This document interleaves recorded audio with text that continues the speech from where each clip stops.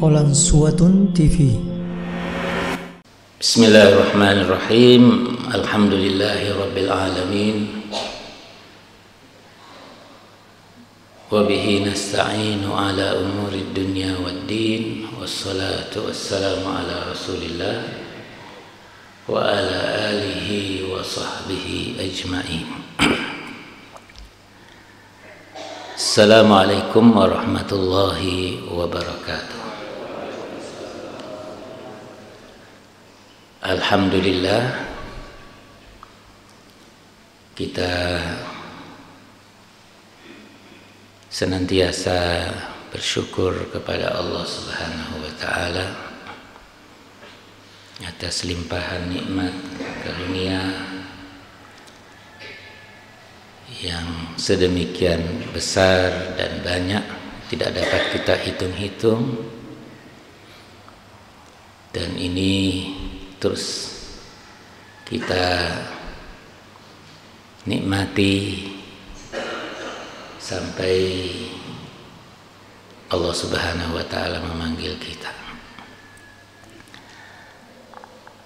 Alhamdulillah, pada kesempatan ini kita kembali dipertemukan oleh Allah Subhanahu wa Ta'ala dalam suasana ibadah, dan waktu seperti ini adalah waktu yang sangat mulia, dan kita memanfaatkan sejenak untuk melaksanakan perintah Allah Subhanahu wa Ta'ala agar kita tidak menjadi manusia yang merugi, sebagaimana yang disebutkan dalam surah Al-Asr, wal asri, demi waktu asar, innal insana lafi khusr, sesungguhnya manusia seluruhnya dalam keadaan merugi. Yang tidak merugi illal ladzina amanu, orang yang beriman, wa amilus solihati, yang mengerjakan amal saleh, wa tawasau bil haqqi, mengajak kepada kebenaran, wa tawasau bis sabri, dan senantiasa mengingatkan agar kita tetap bersabar di dalam melaksanakan kebenaran. Kaum muslimin dan muslimat yang mudah-mudahan kita semua dirahmati oleh Allah Subhanahu wa Ta'ala. Ada satu hadis yang diriwayatkan dalam hadis-hadis Rasulullah sallallahu alaihi wasallam. Beliau bersabda, "Iyyakum wadzulm." Jauhilah perbuatan kezaliman, perbuatan aniaya. Fa inna zulma zulumatu yaumil qiyamah, karena perbuatan kezaliman itu adalah kegelapan nanti di hari kiamat.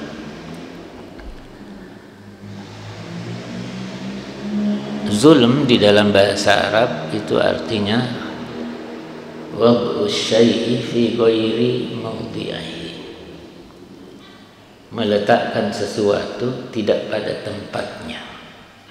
Itu disebut zulm, perbuatan zalim, kezaliman, perbuatan aniaya.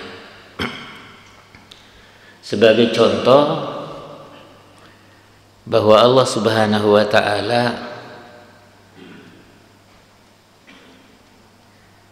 menjelaskan bahwa perbuatan syirik itu adalah perbuatan kezaliman yang nyata, yang dahsyat. Inna syirka la zulmun azim, sesungguhnya perbuatan syirik, mensekutukan Allah, itu adalah kezaliman yang luar biasa. Kenapa demikian? Karena ibadah itu adalah haknya Allah. Allah menciptakan manusia dan jin itu tujuannya hanya untuk beribadah. Wa ma khalaqtul jinna wal insa illa liya'budun. Tidaklah aku ciptakan jin dan manusia kecuali untuk beribadah kepada aku. Jadi tujuan penciptaan manusia dan jin itu adalah untuk beribadah kepada Allah. Hanya beribadah kepada Allah. Di dalam ayat yang lain, wa qadha rabbuka alla ta'budu illa iyyah. Allah telah mewajibkan, menetapkan kepada kalian, janganlah kamu beribadah kecuali kepadanya, kepada Allah Subhanahu wa taala. Jadi ibadah itu adalah haknya Allah. Kalau kemudian dialihkan haknya kepada yang lain, itulah yang kemudian disebutkan perbuatan kezaliman. Sehingga Allah mengatakan innasyirka la zulmun azim. Sesungguhnya perbuatan syirik itu adalah kezaliman yang luar biasa. Sebab ibadah itu adalah haknya Allah. Orang kalau berdoa hanya berdoanya kepada Allah. Karena doa itu adalah ibadah. Ibadah itu adalah haknya Allah. Kalau orang berdoa kepada selain Allah, berarti dia sudah berbuat syirik. Kalau orang bernazar hanya bernazar kepada Allah. Nazar itu adalah ibadah. Ibadah itu adalah haknya Allah. Kalau kemudian orang bernazar selain kepada Allah, berarti mengalihkan ibadah itu selain kepada Allah Subhanahu wa taala. Itu adalah perbuatan zalim. Perbuatan kezaliman, perbuatan aniaya. Demikian halnya orang kalau menyembelih itu adalah ibadah. Tetapi kalau orang menyembelih maksudnya bukan kepada Allah, bukan ikhlas untuk Allah Subhanahu wa taala, berarti sudah berbuat syirik. Sudah berbuat aniaya kepada Allah Subhanahu wa taala. Maka disifatkan sebagai kezaliman yang luar biasa. Di dalam Al-Quran, karena sedemikian pentingnya untuk dijelaskan bahwa kezaliman itu adalah sesuatu yang tidak dibolehkan di dalam ajaran agama kita, sehingga disebutkan di dalam Al-Quran 289 kali dengan berbagai tujuan dan maksudnya, akibatnya. Dan Allah Subhanahu wa taala sekali-kali tidak berbuat zalim kepada siapapun. Tidak menzalimi apapun. Innallaha la yazlimu mithqala dzarrah. Allah, sesungguhnya Allah tidak menzalimi sedikit pun. Sekalipun itu adalah seukuran zarrah. Benda yang paling kecil. Kalau di sekarang ini modern dikatakan zarrah itu adalah atom. Kalau dahulu orang memahaminya benda yang paling kecil itu adalah biji sawi. Kalau sekarang orang sedemikian rupa bahwa benda atau barang yang paling kecil itu adalah atom. Sekalipun seukuran atom, Allah tidak melakukan perbuatan aniaya kepada siapapun. Innallaha la yazlimun nasa syai'an. Allah tidak berbuat zalim kepada manusia sedikit pun. Jadi kalau tadi dalam arti perbuatannya, sekarang kepada manusianya. Jadi bagaimana bisa terjadi perbuatan aniaya, kezaliman itu? Manusia sendiri yang menzalimi dirinya sendiri. Wa ma kana Allahu liyazlimahum. Tidaklah Allah itu adalah menzalimi manusia. Walakin kanu anfusahum yadhlimun. Tetapi mereka sendirilah yang menzalimi dirinya sendiri. Kenapa dikatakan mereka sendiri yang menzalimi dirinya sendiri? Karena di dalam kehidupan ini, ketika Allah menciptakan manusia, Allah memberikan petunjuk, hidayah. Dengan petunjuk inilah kemudian manusia bisa mengatur kehidupannya. Kalau kemudian ada orang, karena kita juga di dalam kehidupan ini dianggap oleh Nabi adalah orang asing atau orang dalam keadaan bepergian. Kun fid dunya ka'annaka gharibun aw abiru sabil. Anggaplah dirimu di dalam kehidupan dunia ini asing, orang yang sedang bepergian, berada di tempat yang tidak ada orang yang dikenalnya. Kalau kita melakukan satu perjalanan tidak memiliki petunjuk, tidak ada alamat yang harus dituju, apa yang harus kita lakukan, maka saat itu kita dikatakan dhal, orang yang sesat. Maka Allah tidak ingin hambanya menjadi manusia yang sesat. Maka diturunkanlah kepadanya Al-Quran, hidayah, sebagai petunjuk di dalam kehidupan. Jadi manusia sendiri yang menzalimi dirinya. Allah tidak melakukan perbuatan kezaliman. Di dalam hadis qudsi, artinya hadis yang diriwayatkan oleh Rasulullah SAW dari Allah Subhanahu wa taala, ya ibadi, wahai hambaku, inni haramtu zulma ala nafsi, sesungguhnya aku mengharamkan perbuatan kezaliman terhadap diriku, perbuatan aniaya. Wa ja'altuhu bainakum muharraman, oleh sebab itu aku menjadikan atau menetapkan perbuatan kezaliman, perbuatan aniaya itu haram. Wa ja'altuhu bainakum muharraman, haram di antara, fala tazalamu, janganlah kalian saling berbuat zalim, jangan saling berbuat aniaya. Kita tidak boleh melakukan perbuatan aniaya satu sama lain. Seorang muslim adalah saudara dengan saudaranya yang lain, yang muslim.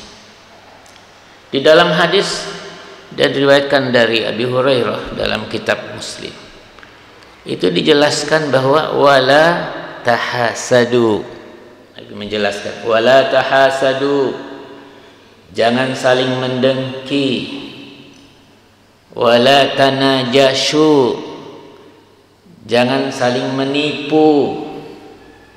Wala tabaghadu, jangan saling membenci. Wala tadabaru, jangan saling memutuskan hubungan. Wala yabi' ba'dukum ala bai'i ba'din, janganlah seseorang membeli barang yang sedang ditawar oleh saudaranya. Artinya ketika barang sedang ditawar, jangan ada yang lain ingin membelinya dengan harga yang lebih mahal. Wa kunu ibadallahi ikhwan, jadilah hamba-hamba Allah yang bersaudara. Kita diperintahkan untuk bersaudara. Al-muslimu akhul muslim, setiap muslim adalah saudara sesamanya, sesama muslim. Jadi kalau seseorang itu muslim, itu adalah saudara kita. Apa tanda-tandanya kalau itu adalah muslim? La yazlimuhu, tidak boleh menganiayanya, menzoliminya. Tidak boleh menzolimi saudara. Wala yahzuluhu, tidak boleh menelantarkannya, membiarkannya dalam keadaan susah payah, membiarkan dalam keadaan lapar, membiarkan dalam keadaan tidak berdaya. Kalau ada yang melakukan, berarti dia bukan muslim. Tanda-tanda orang muslim itu adalah peduli kepada sesama muslim. La yakhzuluhu wa la yakzibuhu, tidak boleh membohonginya, mendustainya. menjanjikan hal-hal yang baik tetapi tidak ditepati, itu membohonginya namanya. Wala yahkiruhu, tidak boleh juga menghina sesama muslim, tidak boleh menghina sama muslim yang lain. Nabi mengatakan at-taqwa hahuna. Nabi mengisyaratkan atau menunjuk dadanya. Takwa di sini. Takwa tidak dipamerkan, takwa ada di dalam di sini. Taqwa hahuna.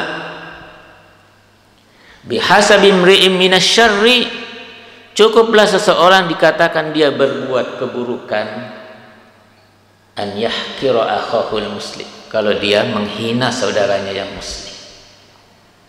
Al muslimu kullu muslimin alal muslimi, setiap muslim terhadap muslim yang lain haramun, diharamkan baginya, damuhu, menumpahkan darahnya, wa maluhu, mengambil hartanya, wa irduhu, menodai kehormatan. Ini tanda-tandanya orang muslim. Kalau tidak demikian, maka dia berbuat zalim. Maka kezaliman tidak boleh dibiarkan. Sebab ketika terjadi hal itu, membiarkan, maka yang membiarkan juga nanti kena resikonya. Di dalam Al-Quran disebutkan wattaqu fitnatan, ya, takutlah akan satu bencana, la yusibanna alladzina zalamu minkum khassah. Kalau datang bencana itu tidak hanya mengenai orang-orang yang berbuat zalim. Kenapa demikian? Karena orang yang baik membiarkan orang berbuat zalim, sehingga dia juga kena akibatnya. Ini adalah peringatan dari Allah Subhanahu wa ta'ala. Sedemikian tidak boleh kita membiarkan ada kezaliman. Rasulullah sallallahu alaihi wasallam menjelaskan, man ra'a minkum munkaran falyughayyir biyadihi. Barang siapa di antara kalian menyaksikan ada kemungkaran, maka hendaklah dia rubah dengan tangannya. Orang yang memiliki kekuasaan tentu dia bisa merubah dengan tangannya, dengan kekuasaan. Fa illam yastati fa bilisani, tidak memiliki kekuasaan tetapi memiliki ilmu, nasihat, penyampaian, teguran. Fa illam yastati fa biqalbihi, dia juga tidak memiliki kekuasaan, tidak punya ilmu untuk mengajak kepada kebaikan, tidak bisa menjelaskan hal-hal yang baik, yang ini baik, yang ini mungkar, maka hendaklah dia merubahnya dengan hatinya. Paling tidak dia mengingkari kalau perbuatan itu adalah memang buruk. Perbuatan kezaliman itu adalah sesuatu yang tidak bisa dibiarkan. Paling tidak dia mendoakan orang yang berbuat zalim, orang yang berbuat aniaya, itu diberi petunjuk dan hidayah oleh Allah Subhanahu wa ta'ala. Nabi menjelaskan di dalam hadis lain, bantulah saudaramu, baik yang berbuat zalim atau yang dizalimi. Sahabat bertanya, kalau orang yang dizalimi wajar kalau dibantu, tapi bagaimana membantu orang yang berbuat zalim? Nabi mengatakan, membantu orang yang berbuat zalim dengan mencegahnya supaya tidak melakukan perbuatan kezalim. Sehingga kezaliman ini sedemikian banyak bisa terjadi di masyarakat, bisa terjadi di dalam umat ini. Bahkan di dalam Al-Quran ada 5 kategori itu orang yang berbuat zalim. Paling zalim, paling aniaya, dianggap itu adalah kezaliman yang paling besar. Disebutkan ada 5. Yang pertama Allah menjelaskan, wa man azlamu mimman mana'a masajidallahi an yuzkara fiha ismuhu wa sa'a fi kharabiha. Siapakah orang yang paling zalim dibandingkan orang yang menghalang-halangi orang lain berzikir di dalam masjid dan berupaya untuk meruntuhkan masjid itu. Di beberapa negara di Eropa seperti di Rusia umpamanya, masjid-masjid tidak boleh dimasuki. Yang kelihatan bangunannya bagus mungkin dirubah fungsinya jadi museum, kantor. Yang kelihatan tidak ada modelnya, tidak ada bentuknya, dijadikan kandang babi atau dibiarkan tidak digunakan sampai kemudian runtuh. Itu terjadi di negara-negara yang ideologinya adalah anti kepada agama. Dilarang orang pergi ke masjid, dilarang orang berzikir di dalam masjid. Inilah orang yang paling aniaya. Termasuk orang yang paling aniaya adalah waman azlamu mimman katama syahadatan indahu minallah. Orang yang menyembunyikan persaksian itu adalah orang yang paling zalim. Termasuk orang yang paling zalim waman azlamu mimman iftara 'ala Allahi kadziban. Orang yang mengada-ada kedustaan di dalam agama, termasuk orang yang paling zalim. Orang yang paling zalim adalah waman azzamu mimman kadzdzaba bi ayatillah. Orang yang mendustakan ayat-ayat Allah Subhanahu wa taala, termasuk orang yang paling zalim. Orang yang paling zalim adalah waman azzamu mimman zukkira bi ayati rabbih tsumma a'rada anha. Orang yang diingatkan dengan ayat-ayat Al-Quran lalu kemudian dia berpaling dari ayat-ayat Al-Quran. 5 ini adalah orang yang dikategorikan di dalam Al-Quran sebagai orang yang paling zalim. Maka oleh sebab itu ini jangan dilakukan. Sebab kalau ini dilakukan akibatnya besar. Seperti yang disebutkan akibat di dunia jelas. Kalau dibiarkan kezaliman merajalela, maka di saat Allah Subhanahu wa taala murka, maka bukan hanya orang yang zalim yang terkena dengan azab siksaan. Orang yang orang baik membiarkan kezaliman itu merajalela juga akan terkena dampaknya. Kalau nanti di akhirat jelas sangat rugi. Di dalam hadis Rasulullah sallallahu alaihi wasallam menjelaskan, atadruna manil muflis? Tahukah di antara kalian siapa yang tergolong dengan orang yang dikatakan bangkrut? Siapa yang dikatakan bangkrut?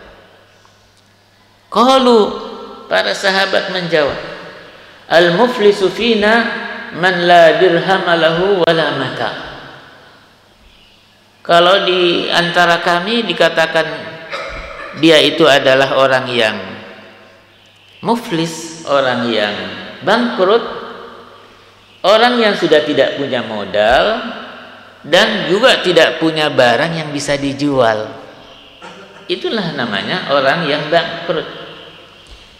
Nabi menjelaskan tidak yang lain, makna lain daripada bangkrut. Al-muflisu min ummati, orang yang bangkrut dari umatku, man ya'ti yaumal qiyamah, yaitu orang yang datang nanti pada hari kiamat, bisolatin dengan pahala salatnya, wasiyamin dengan pahala puasanya, wa zakatin dengan pahala zakatnya, dan pahala-pahala yang lain. Ini yang disebutkan adalah yang utama, yang penting. Wa ya'ti, nanti pada hari kiamat, wa qad syatama hadza, ketika di dunia dia sering mengolok-olok orang lain, syatama hadza, wa qadhafa hadza, menuduh orang lain berbuat zina, wa akala mala hadza, mengambil hartanya orang lain, wa safaka dama hadza, menumpahkan darahnya orang lain, membunuh orang lain. Wa daraba hada, yang ini memukul orang lain. Fayu'ti bihasanati. Fayu'ti hada bihasanati wa hada bihasanati. Lalu kemudian karena di akhirat tidak ada yang lain-lain kecuali hasil amal yang kita kerjakan di dunia. Tidak ada lagi rupiah, tidak ada dolar, tidak ada dinar, tidak ada dirham. Yang ada adalah amal.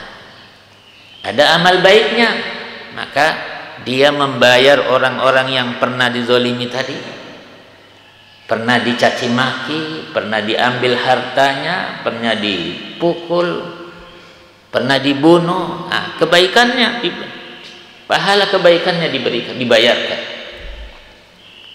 Yang antri banyak. Mungkin kalau kita adalah masyarakat biasa, ya kalau memang melakukan hal seperti itu, yang antri mungkin tidak banyak. Kalau dia adalah seorang tokoh, ya bayangkan kalau tokoh, ya kalau dia tokoh di desa mungkin seukuran orang yang di desa. Kalau dia tokoh dalam seukuran provinsi, ya sekian banyaknya.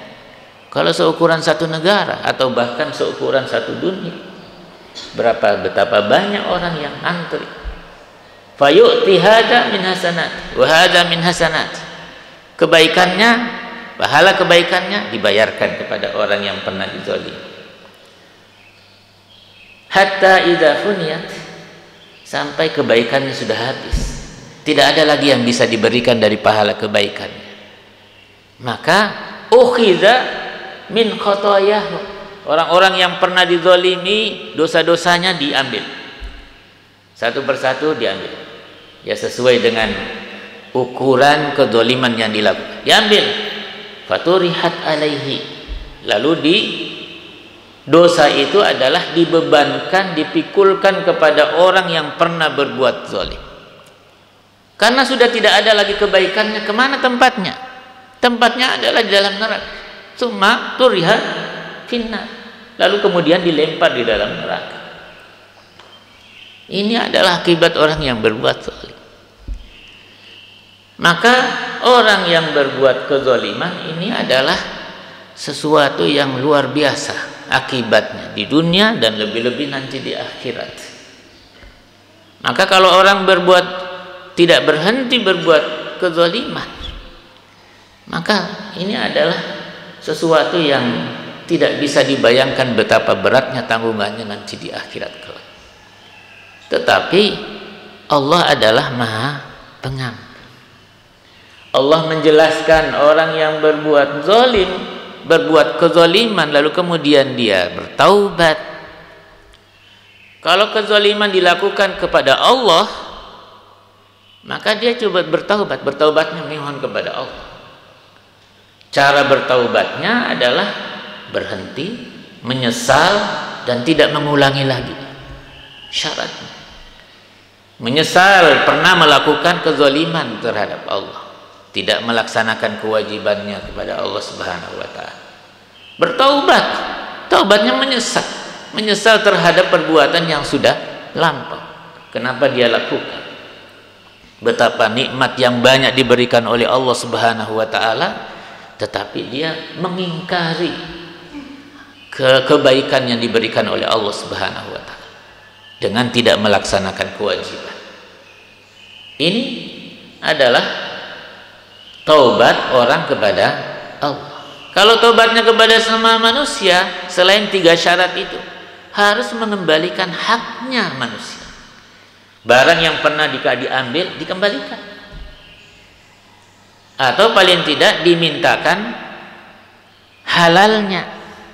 Datang kepada orang, maaf, dahulu saya pernah melakukan seperti ini, pernah saya mengambil seperti ini, saya ingin mengembalikan. Kalau kemudian sudah dimaafkan, alhamdulillah. Kalau tidak dimaafkan, nanti menjadi beban di akhirat. Inilah sebabnya kita harus menghindari perbuatan seperti itu. Bayangkan sepanjang hidup kita melaksanakan sholat dengan khusyuk, dengan sungguh-sungguh.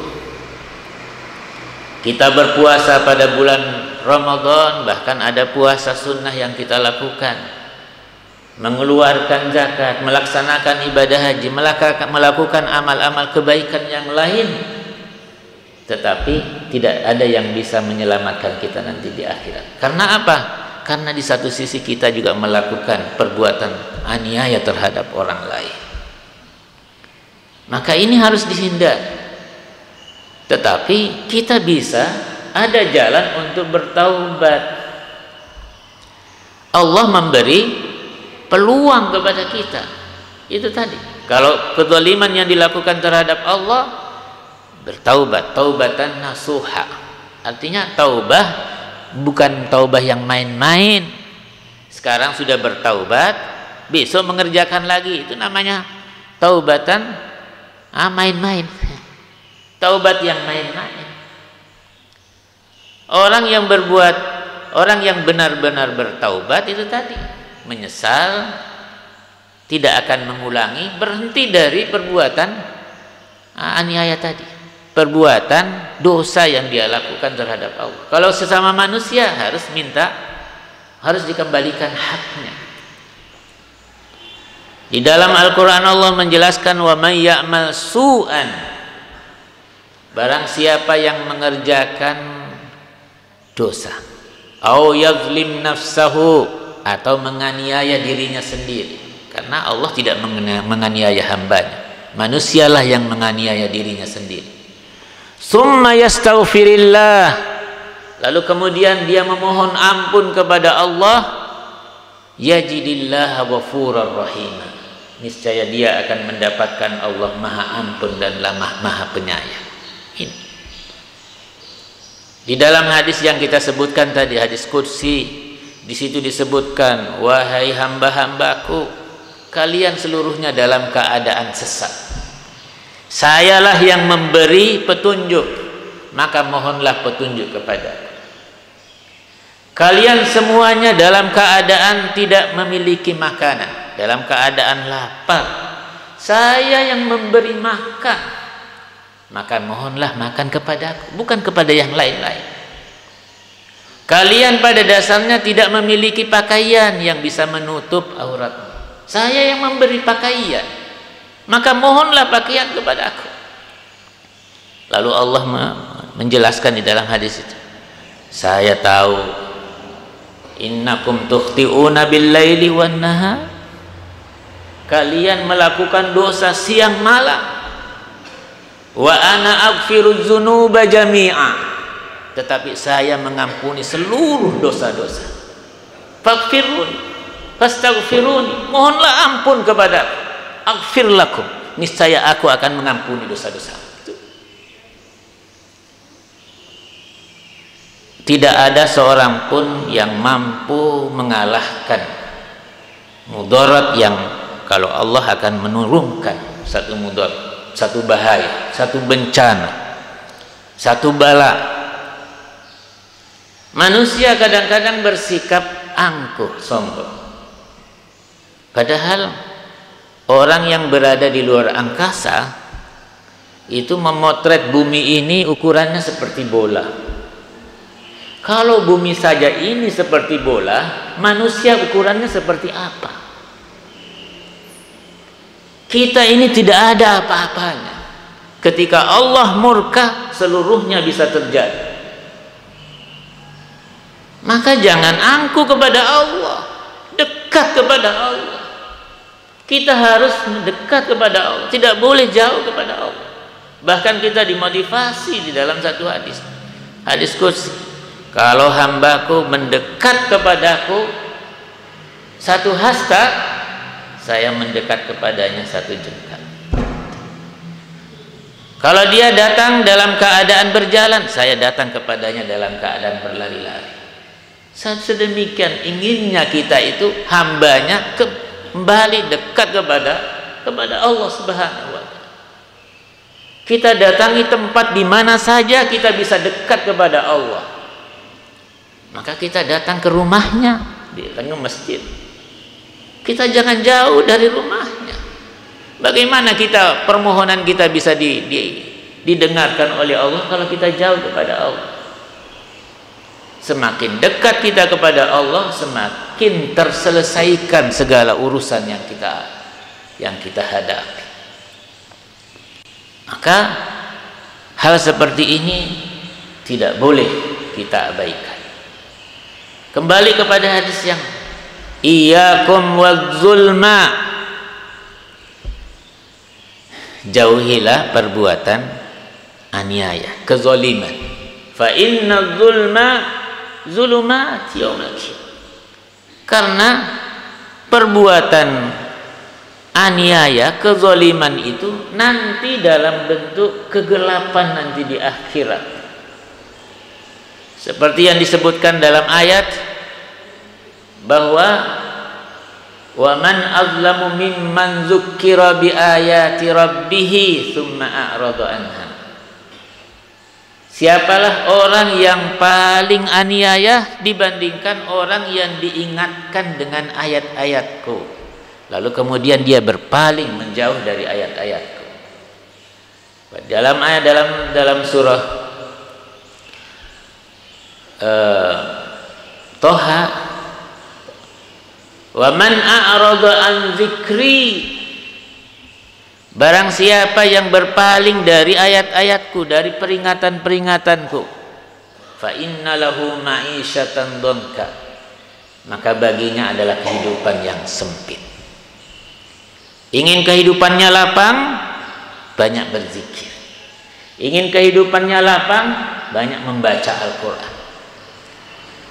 Nanti di akhirat orang yang berpaling dari ayat-ayat Allah, menjauh dari ayat-ayat Allah, wa nahsyuruhu yaumal qiyamati a'ma, nanti pada hari kiamat kami bangkitkan dalam keadaan buta. Dia buta? Tidak, matanya ada, tetapi dihilangkan fungsi mata, seperti orang yang tidak bisa melihat, gelap. Ini orang, salah satu contoh orang yang nanti akan menghadapi kegelapan. Allah itu adalah penolong bagi orang-orang yang beriman. Allahu waliyul ladzina amanu, Allah itu adalah penolong bagi orang-orang yang beriman. Yukhrijuhum, mengeluarkan mereka, minaz zulumat, dari kegelapan-kegelapan. Banyak jenisnya kegelapan. Ilan nur, kepada cahaya. Ketika mengatakan kegelapan dengan kata-kata zulumat, banyak jenisnya kegelapan-kegelapan. Tetapi ketika mengatakan nur, itu hanya satu. Karena cahaya ini adalah hanya satu. Cahaya keimanannya hanya satu. Maka apa yang dimaksud dengan kegelapan di sini? Disebutkan bahwa az-dzunubu zulma, dosa-dosa itu adalah kegelapan. Wasirajuhu at-taubah, pelitanya adalah taubat. Yang menerangi supaya dosa-dosa ini adalah terhapuskan adalah dengan taubat. Wal qabru zulmah, orang kalau sudah berada di kubur, di alam kubur, di alam barzakh, itu gelap. Gak ada pelita, gak ada lampu, gak ada sinar. Apa yang membuat terang bagi penghuninya? As-salah, wasirajuhu as-salah. Orang yang takut nanti kalau meninggal supaya dalam keadaan tetap terang, tidak gelap gulita, jaga sholatnya. Karena sholat inilah nanti yang akan menjadi penerangnya bagi orang yang berada di alam kubur. Wal mizanu zulmah, timbangan amal itu adalah kegelapan. Nanti orang di akhirat masing-masing akan ditimbang amalnya. Amal kebaikan di satu sisi, amal keburukan di sisi lain. Kalau kebaikannya lebih berat, sekalipun itu seukuran zarrah, dia selamat. Tetapi kalau amal keburukannya itu lebih berat dibandingkan amal kebaikannya, sekalipun itu seukuran biji zarrah, maka dia akan masuk neraka. Sering kita sampaikan bahwa orang kadang-kadang kalau bepergian atau perpisahan, dia mengatakan dirinya perpisahan. Seorang tua anaknya akan pergi ke pesantren, dianggap berpisah. Kadang disertai dengan tangisan. Berat rasanya berpisah. Padahal perpisahan tidak demikian. Perpisahan yang hakiki adalah nanti di akhirat, kalau yang satu di neraka, yang satu di surga. Itu namanya perpisahan. Kalau di dunia tidak ada perpisahan yang hakiki. Bisa ketemu kembali, bisa kembali bertemu, bisa bersuah kembali. Itu adalah namanya perpisahan yang hakiki, adalah kalau kemudian ada yang masuk surga, ada yang masuk neraka. Disebutkan was-siratu zulmah. Orang nanti kalau mau masuk surga itu harus melewati namanya jembatan sirat. Sirat ini disifatkan lebih tipis dari rambut, lebih tajam dari pedang, lebih panas dari bara api. Gelap, gelap lagi, nggak bisa kelihatan.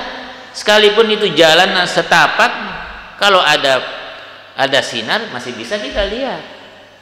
Ini sudah jalannya kecil, gelap lagi.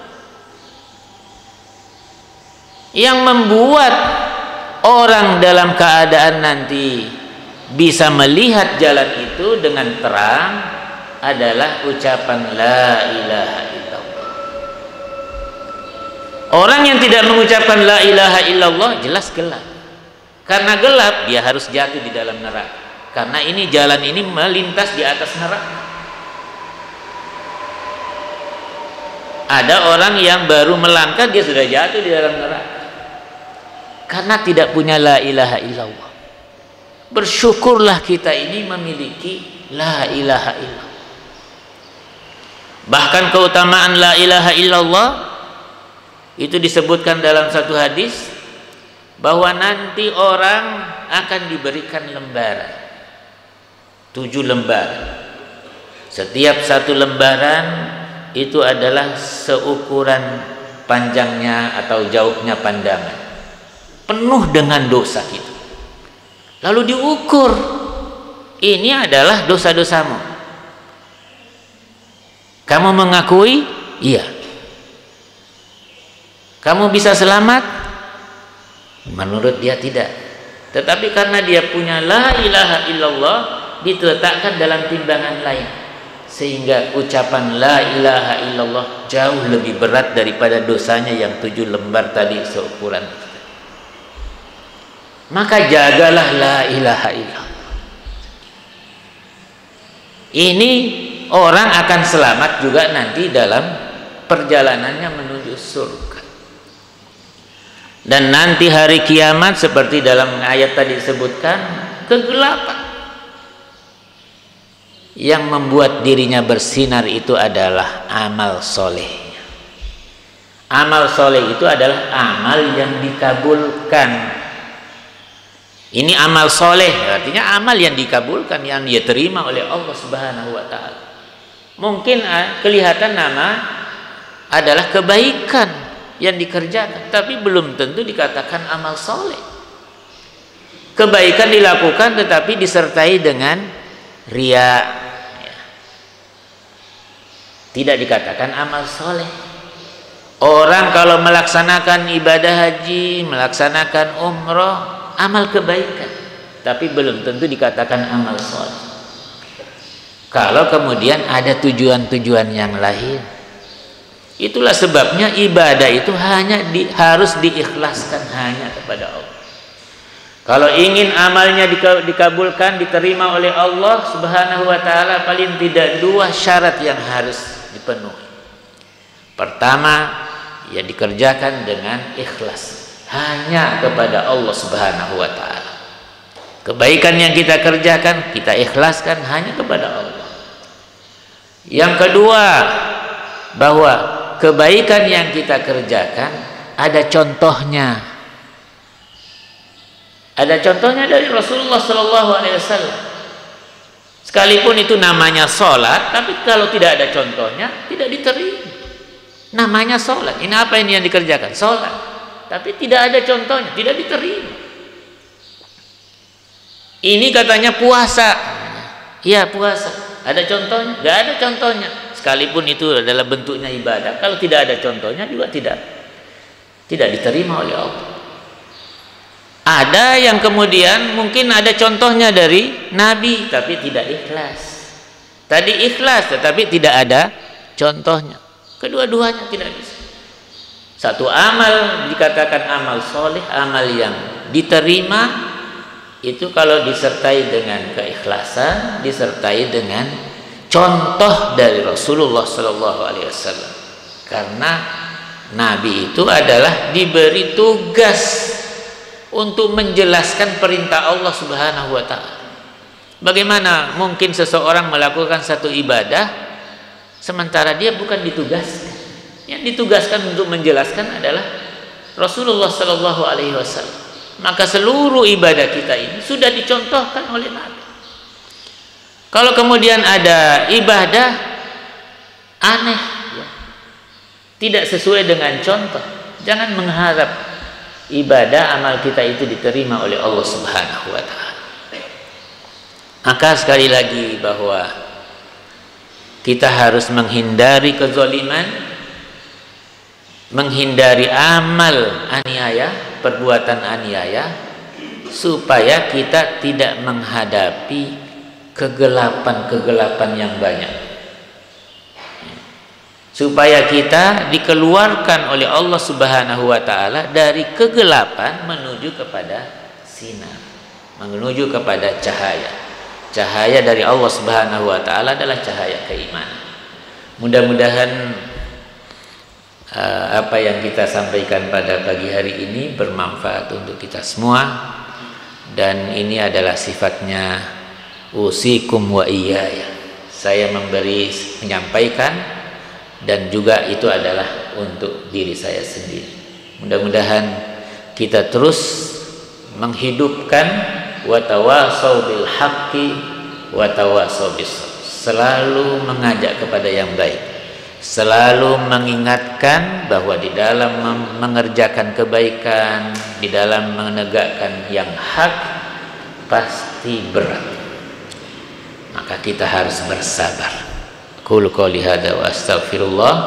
Hadanallahu wa iyyakum ajmain. Wassalamualaikum warahmatullahi wabarakatuh. Jazakumullahu khairan sudah menonton video ini. Jika bermanfaat silahkan tekan like, share, dan subscribe untuk menunjukkan dukungan antum di channel ini. Ikuti juga informasi kegiatan santri dan alumni di akun resmi Pesantren Pendidikan Islam Darul Abror.